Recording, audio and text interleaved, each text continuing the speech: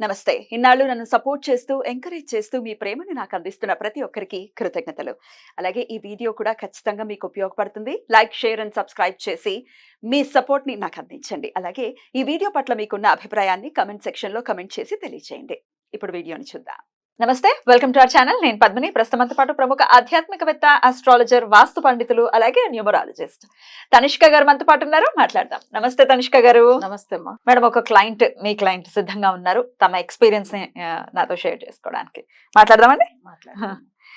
Hello అమ్మ, నమస్తే అండి. నేను పద్మిని మాట్లాడుతున్నాను, రెడ్ టీవీ భక్తి నుంచి. చెప్పండి మేడం, ని ఎట్లా అసలు కాంటాక్ట్ చేశారు? ఎట్లాంటి సమస్యతో కాంటాక్ట్ చేశారు? సమస్య తీరిందా? ఒకసారి నాతో పంచుకుంటారా? Okay madam.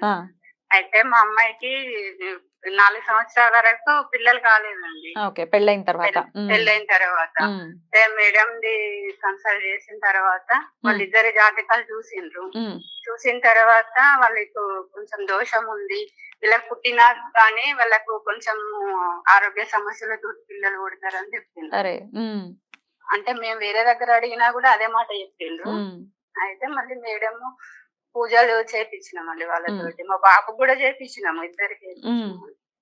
అయితే తర్వాత నెక్స్ట్ ఇయర్ పాపకు కొడుకు, ఇప్పుడు మళ్ళీ బిడ్డ. ఇమ్మీడియట్ గా 1 year లోనే బాబు పుట్టాడు. అవును, ఆరోగ్యంగా ఉన్నారు ఆ పిల్లలు ఇద్దరు. పిల్లలు మంచిగా ఉన్నారు, చాలా బాగున్నారు. అప్పటి నుండి వాళ్ళకి ఏం ప్రాబ్లమ్స్ ఏం లేవు. పిల్లల కోసం బాగా ఇబ్బంది పడ్డారు, అత్తగారితోటి, భర్తతోటి చాలా ఇబ్బందులు ఉండే. కానీ సెట్ అయిపోయింది. పిల్లలు కూడా మంచి ఆరోగ్యంగా హెల్తీగా ఉన్నారు. లేకపోతే ఏదో ఒకటి ఇట్లా అది ఏదో మానసిక సమస్యలు ఏదో ఒక సమస్యతో పుడతారని చెప్పిండ్రు. ఇక్కడ కూడా మేము చాలా మందిని అడిగి తెలుసుకున్నాము.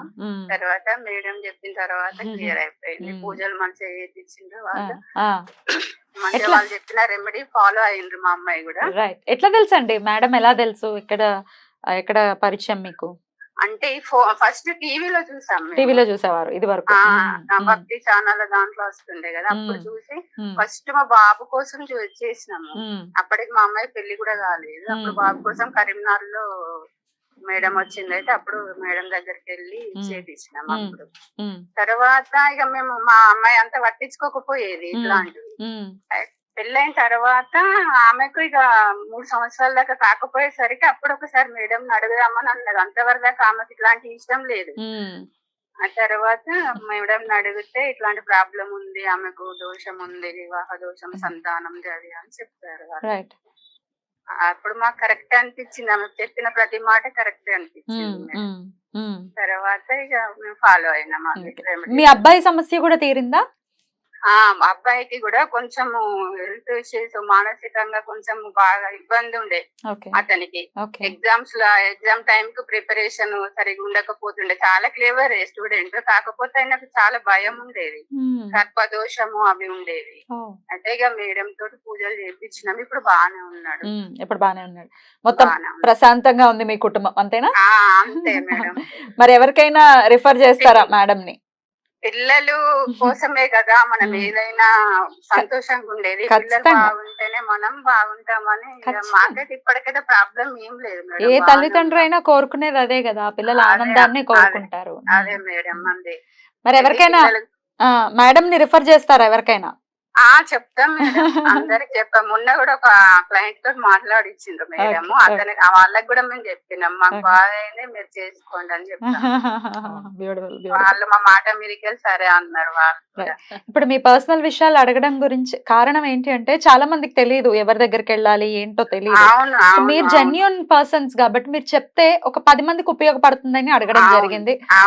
అడిగిన వెంటనే మీరు ఒప్పుకొని మీ ఎక్స్పీరియన్స్ ని నాతో షేర్ చేసుకున్నందుకు కృతజ్ఞతలండి. నాకు కూడా చాలా సంతోషం. సంతోషంగా ఉండండి, ఎప్పుడు ఇలాగే సంతోషంగా ఉండండి. థ్యాంక్ యూ సో మచ్ అండి. నమస్తే. బ్యూటిఫుల్ అండి.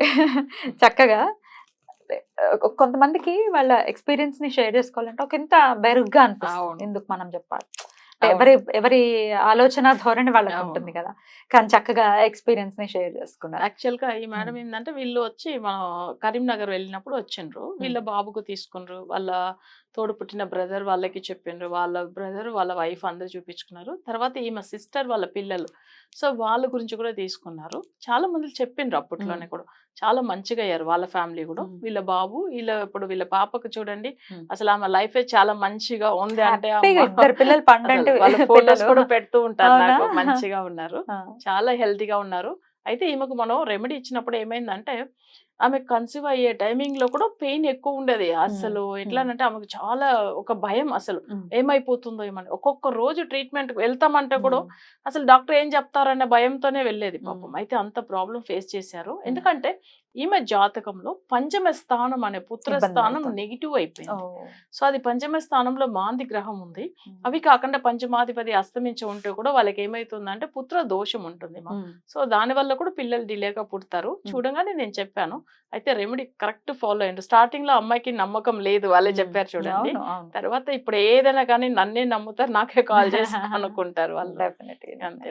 అయితే పిల్లలు పుట్టినా కూడా ఆవిడ చెప్పిన మాట ఏంటంటే, ఒకవేళ పిల్లలు పుట్టినా కూడా వేరే వాళ్ళు చెప్పింది ఏంటంటే, మానసిక పరమైన ఇబ్బందులతోనే పిల్లలు పుడతారు అని చెప్తే ఎవరికైనా చాలా భయం వేస్తుంది. అవును, ఇప్పుడు అట్లాంటి పిల్లలు పుడితే గనుక లైఫ్ లాంగ్ ఇబ్బంది పడతారు. ఇప్పుడు ఎంతమంది ఆటిజం తో ఎంత ఇబ్బంది పడుతున్నారు పేరెంట్స్, బాధాకరం. అట్లాంటి బాధ ఎవరికి రాకూడదు.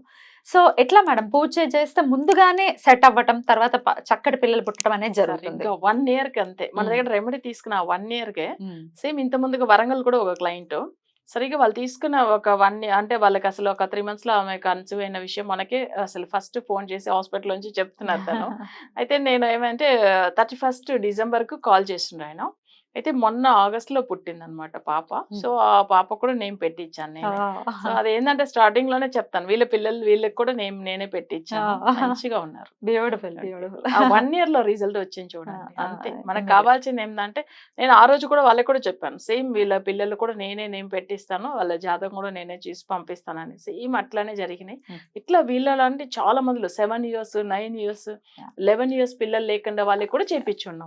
IVF ఫెయిల్ అయిన వాళ్ళు కూడా ఉంటారు చాలా మంది. బాధ అనిపిస్తుంది. ఎందుకంటే IVF అంటేనే చాలా ఖర్చుతో కూడుకున్నటువంటి వ్యవహారం. అది ఫెయిల్ అయితే ఎట్లా? సో మళ్ళీ ఇంకా ఏం చేయాలి, అట్లా ట్రీట్మెంట్ ఇంకా వేరే ఏం ఉందనే లెవెల్కి వెళ్ళిపోతారు. సో ఇట్లా ఉన్న వాళ్ళు 5 lakhs ఖర్చు పెట్టిండ్రు. వాళ్ళు కూడా వరంగల్ క్లయింట్ కూడా డాక్టర్ దగ్గర వెళ్ళి ట్రీట్మెంట్ తీసుకున్నారు. కానీ మన రెమెడీ నార్మల్ గానే పుట్టిండ్రు, కన్సీవ్ అయింది ఆమె. అసలు నిజంగా చెప్పాలంటే అది వాళ్ళ వేరే క్లయింట్ కూడా షేర్ చేసుకున్నారు. అసలు వాళ్ళకి మంచిగా విషయం చెప్పిండ్రు, చాలా బాగుంది. అసలు మేడం దగ్గర చూపించుకున్న 100%. వాళ్ళు కూడా స్టార్టింగ్ లో నమ్మలేదు. వాళ్ళ బ్రదర్ ఆయనకు రెఫరెన్స్ ఇచ్చారు, మేడం చాలా బాగా చెప్తున్నారని నా ఫ్రెండ్ సర్కిల్ లో చెప్పారు, ఒక్కసారి అపాయింట్మెంట్ తీసుకో అట్లా అని చెప్పి. సో నా నెంబర్ ఇచ్చి తీసుకుంటారు. అట్లా అద్భుతం అండి. చాలా చాలా సంతోషంగా వాళ్ళు మాట్లాడుతున్నారు. అది చాలా చాలా ఆనందాన్ని ఇస్తుంది. ఎండ్ ఆఫ్ ది డే మీకు కూడా డెఫినెట్ గా నమ్మకంతో చేసుకున్నారు, వాళ్ళు ఆనందంగా ఉన్నారు. అండ్ అవన్నీ చక్కగా బ్లెస్సింగ్స్ లానే వస్తాయి మీకు. ఈ పిల్లలు ఎంత పెద్ద పెరిగే అంతవరకు చెప్తారు, ఆ మేడం దగ్గర చూపించుకున్నాము, పిల్లలు పుట్టారు. డెఫినెట్లీ. పిల్లలకి సంబంధించి ఇబ్బందులు పడుతున్న వాళ్ళు చాలా మంది ఉన్నారు. ఎప్పటికప్పుడు ఏమేమి ప్రోగ్రాంలు చేస్తున్నా కూడా మాకు పిల్లలు లేరు, ఏం చేయాలి ఎటు వెళ్ళాలో తెలియట్లేదు, IVF ఫెయిల్ అయ్యాయి, డాక్టర్స్ ఏం ప్రాబ్లం లేదు అని అంటున్నారు అని అంటే, జాతక రీత్యా ఖచ్చితంగా ఏదైనా సమస్య ఉండాలి. చాలా మందికి చూపించేసామండి, ఏం ప్రయోజనం లేదన్నట్టు ఒక్కసారి మేడం ని కాంటాక్ట్ చేసి యాక్ట్ చేయండి. Right madam, thank you so very much. నమస్తే. నమస్తే.